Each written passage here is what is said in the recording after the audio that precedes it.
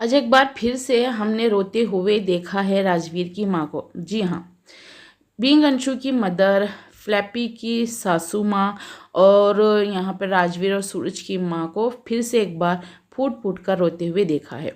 अपने बच्चों को याद कर होली के दिन रोने लगी माँ।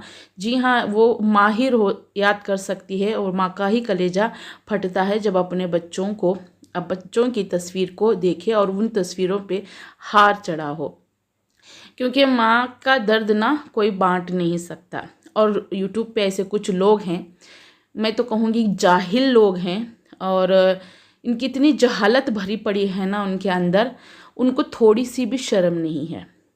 पूरे पक्के बेशर्म होके बैठे हैं और लोगों को शर्म सिखा रहे हैं। और थोड़ी सी भी शर्म नहीं आती है उनको कि एक बूढ़े माँ बाप को इतना ट्रोल कर रहे, इतना ट्रोल कर रहे हैं, उनका जीना मुश्किल करके रख दिया है। अब वहाँ पे सपना अपने अपना व्लॉग बना रही है, अपना अपना व्लॉग शूट कर रही है, अपने बच्चों के साथ खुश है। हालांकि उसका भी चेहरा उदास था, उतरा हुआ था। जो भी उसने आज वीडियो डाली थी कल वाली, तो उस कल वाली वीडियो में आप देखना, जब उसके बच्चे उसको रंग लगा रहे हैं, दोनों बेटियां, तो उसका चेहरा उतरा हुआ था, उदास था। वो भी अपने पतियों को याद कर रही होगी, है ना। तो यहाँ पे ये बूढ़े माँ बाप अपने औलाद को याद करते हैं, पड़ोसी उनकी थोड़ी सी हेल्प करता है।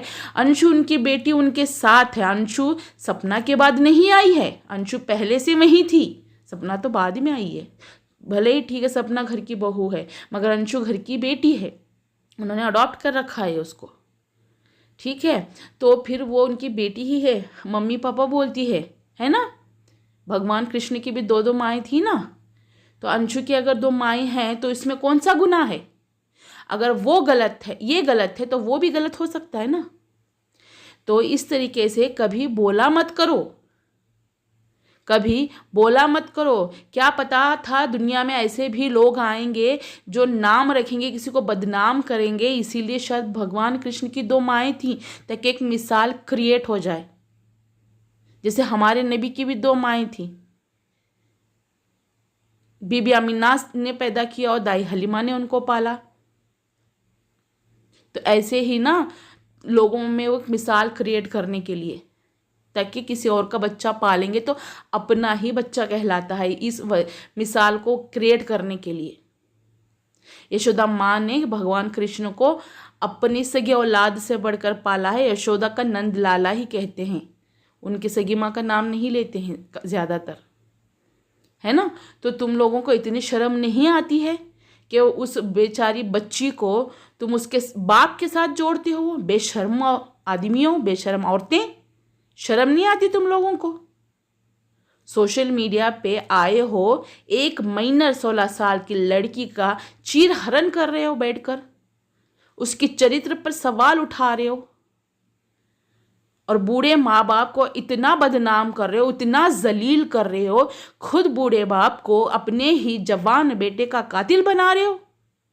शर्म नहीं आती तुम लोगों को कि ये बोल रहे हैं कि राजवीर के केस फाइल करने में रुकावट उन्होंने डाली।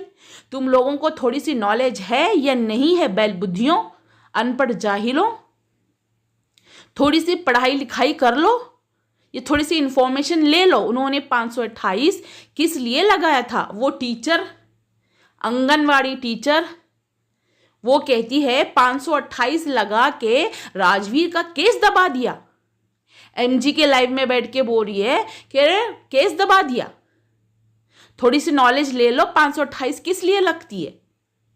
अगर किसी को नहीं पता है तो मैंने एक वीडियो अपलोड की, एक लॉयर ने बोला है, तो वो वीडियो देख लो। पिछले हफ्ते मैंने अपलोड की हुई है, मैं इस वीडियो के एंड स्क्रीन पे वो वीडियो लगा दूंगी, एंड में वो देख लेना लॉयर क्या बोलता है। अपनी सेफ्टी के लिए, अपनी हिफाजत के लिए, अपनी सेफ्टी के लिए उन्होंने 528 का किया है, ताकि निष्पक्ष जांच हो, किसी के एक पक्ष में ना हो, दोनों पक्षों में उसकी अच्छी तरीके से जांच हो और गुनहगार कौन है इसको सजा मिले।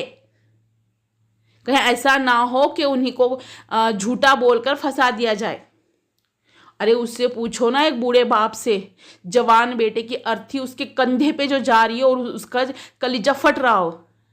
पूछो उस माँ से कि उसके घर के आंगन से उसके जवान बेटों की अर्थी उठी हो और उसकी जवान बहू विधवा हुई हो 2-2 बार, और उनके छोटे छोटे नन्हे नन्हे पोतियां बेसहारा तो नहीं बोल सकते, सहारा है, बट हाँ अनाथ जरूर हुई है, बाप का सहारा नहीं है।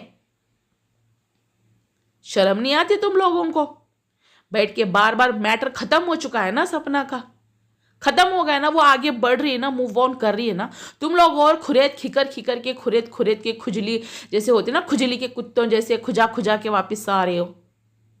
शर्म नहीं आती तुम लोगों को? वो याद करके रोते हैं, नहीं रोते हैं, खुश होते, थोड़ा बहुत हंस क्या लिया वीडियो में, कहते हैं अरे वो खुश हैं, हंस रहे हैं। हंसे भी ना आप लोग, अब रो रहे हैं, अब बोलो कि एक माँ रो रही है, अब तरस खाओ उन पे, खाओगे नहीं, उसको भी बोलोगे झूठा रोना। आप लोगों का रोना रोना, आप लोगों के आंसू आंसू, आप लोगों का बीमार होना, आप लोगों बीमार हो सकते हो। कोई और बीमार हो रहा है, किसी के शुगर बीपी हाई हो रहा है तो वो नाटक, कोई और रो रहा है अपने बच्चों को याद करके तड़प के तो नाटक। लोग हमें बददुआएं देती है ना कि हम अंकल आंटी और अंशु का सपोर्ट करते हैं, मगर हमने सपना के लिए कभी गंदा नहीं बोला है। उसकी जो गलतियां हैं सिर्फ हम उसके लिए बोले हैं। जिस तरीके से गंदे अल्फाज अंकल आंटी और अंशु और पड़ोसी और धीरज के लिए बोले जाते हैं, वैसे गंदे अल्फाज मैंने या मेरे फ्रेंड ग्रुप में किसी ने भी यूज नहीं किया है। किसी भी रिएक्शन चैनल वालों ने, भले अंकल आंटी का सपोर्ट करने वाले हों, उन्होंने सपना के लिए कभी गंदे वर्ड यूज नहीं किए हैं। जस्ट रिव्यू दिए हैं उनके व्लॉग्स का, उनके वीडियोस का, उनके रिकॉर्डिंग्स का। मगर तुम लोग क्या कर रहे हो? बरसाती मेंढक की तरह फुदक के आ चुके हो और अभी निकले हो बिल में से। इतने दिन कहाँ थे जब कंट्रोवर्सी चल रही थी? यानी कि तुम लोगों को खड़ा किया है पेड पीआर। तुम्हारे अकाउंट से बोल लो, थोड़ी सी शर्म कर ले। जैसे हम लोगों को जानबूझ के बददुआएं देते हैं ना कि सपना के जैसा साथ जो हुआ तुम्हारे साथ भी हो, तुम्हारे फैमिली वालों के साथ, तुम्हारे बच्चों के साथ हो, तो वैसे हम भी तुम लोगों को रिपीट बोल सकते हैं। जैसे ये बूढ़े माँ बाप आज रो रहे हैं ना अपने दोनों जवान बच्चों को याद करके, वैसे तुम्हारे घर में भी हो, वैसे ना तुम्हारे घर में भी हो। मैं एक माँ हूँ, जब मेरे बच्ची के लिए बोला जा रहा था तो मेरा दिल तड़प रहा था। तो आज मैं एक माँ तुम लोगों से बद्दुआ देती हूँ, जो लोग मुझे और मेरे बच्ची के लिए और मेरे बहनों के लिए, मेरे माँ के लिए बोला है ना, तुम लोगों को भी मेरी बद्दुआ लगेगी। तुम्हारे घर में भी ऐसा ही हो जैसे इस आंटी के घर में वो आज 2-2 बेटे चले गए। वीडियो पसंद आई तो लाइक कीजिएगा, शेयर कीजिएगा। बाय।